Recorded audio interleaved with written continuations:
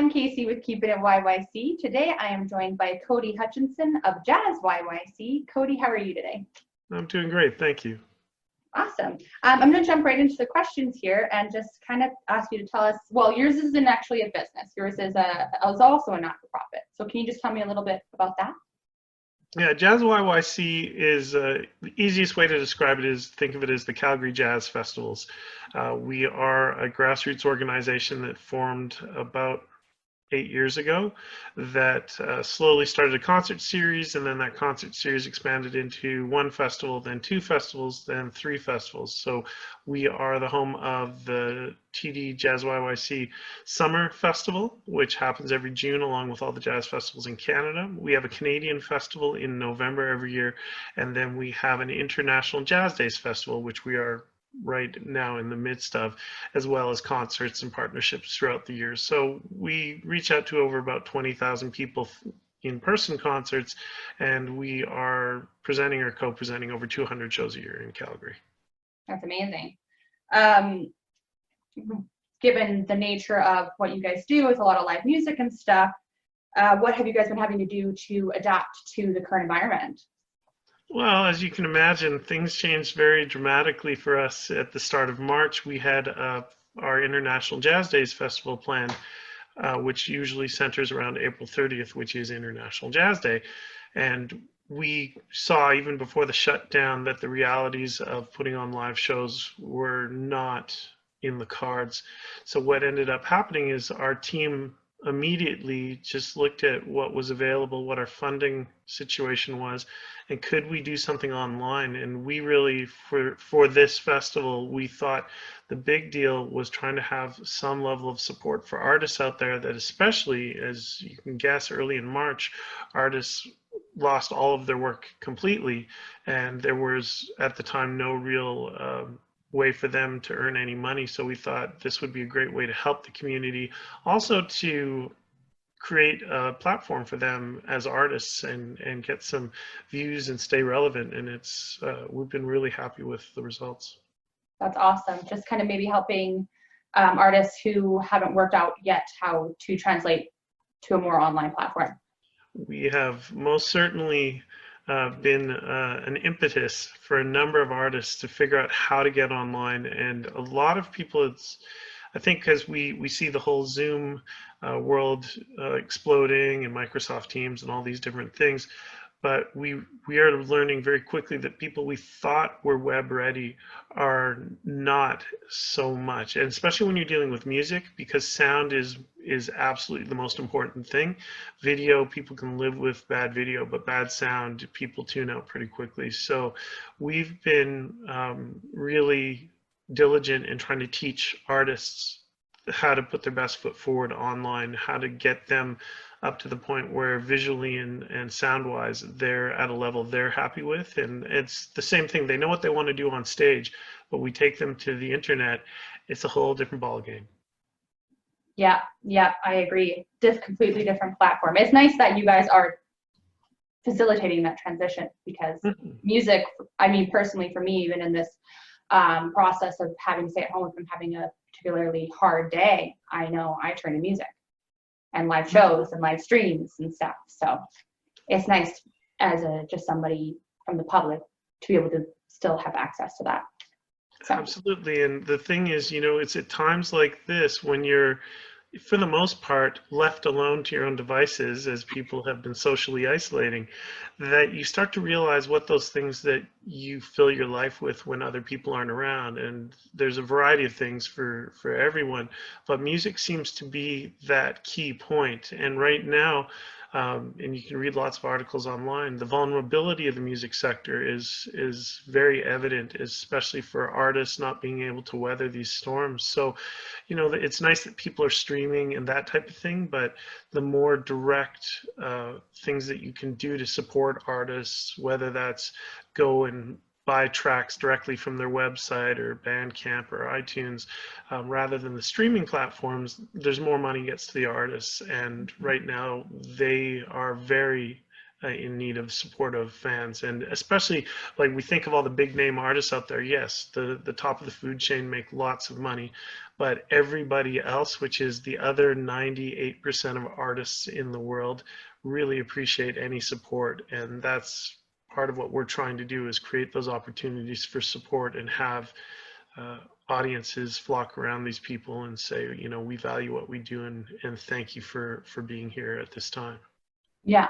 So then that kind of speaks to my next question, and perhaps you can tweak it a bit to more of the music community. But what can people do right now to support, you know, their local businesses or their local artists, or even just Canadian artists in general? Well, if we talk about music in relation to other businesses, you know, we've seen lots of big shout outs for people to support local restaurants, things like that. So what really helps them is that income coming in. For artists, that income coming in is huge. And like I said, streaming is something, but the number of streams for any artist to make any real money is crazy. I think you need to have something like 170,000 streams a month or a week just to make below living wage. So like you would want to go to websites of artists. If they're selling product at their website, buy it right there, because that money goes straight to them.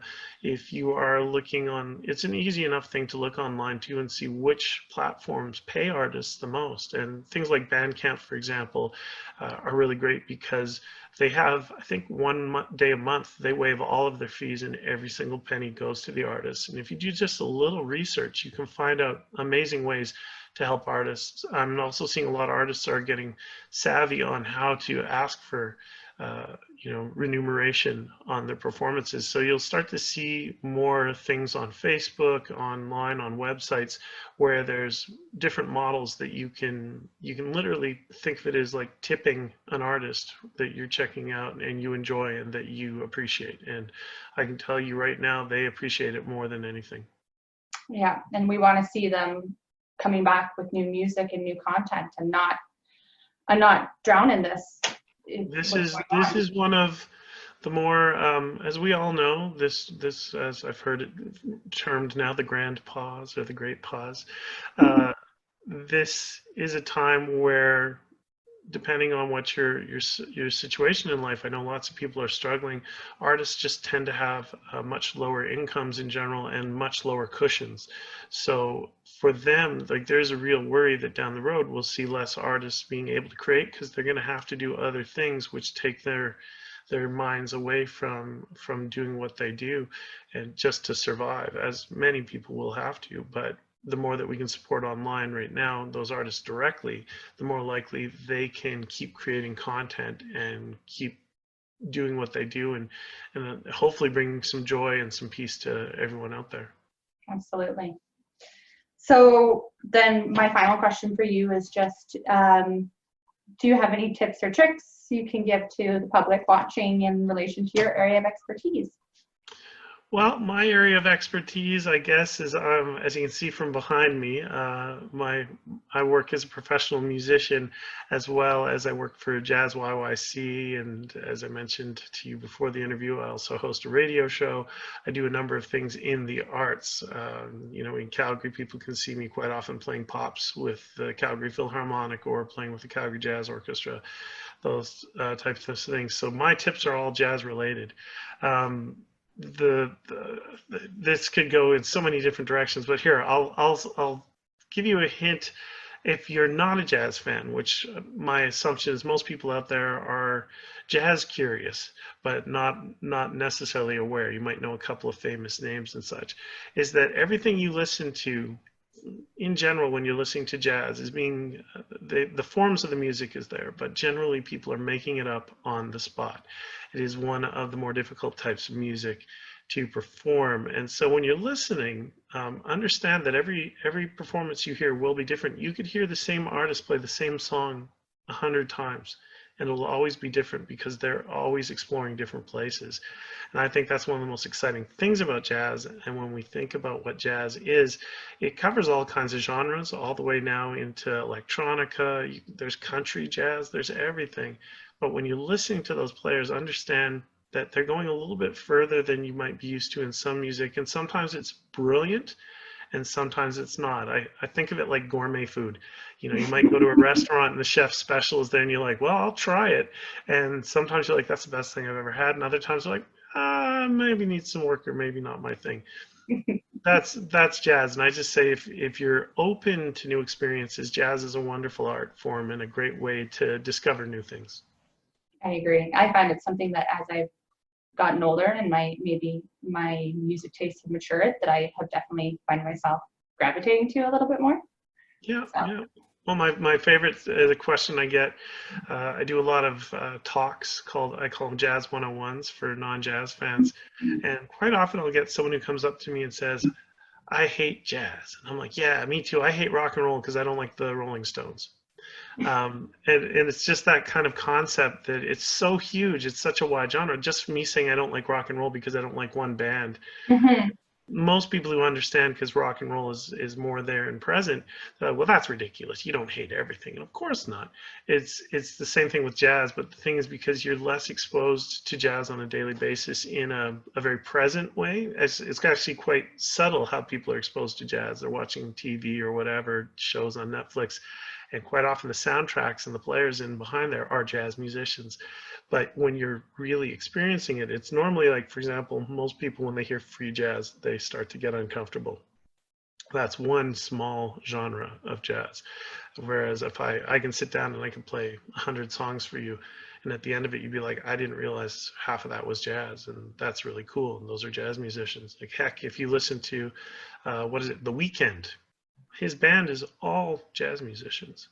When you're listening to some of these top artists touring the world, unbeknownst to you, someone in their band is a world-class jazz player.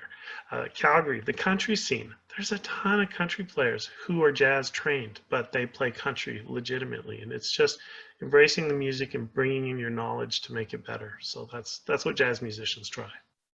That's awesome. That's actually all the questions I had for you today. You've been amazing. We do kind of have you end the interview for us, though, by just looking to the camera, giving us your name, the name of JazzYYC, and then just asking everybody to keep it local, keep it YYC. Keep it local, keep it YYC. Okay.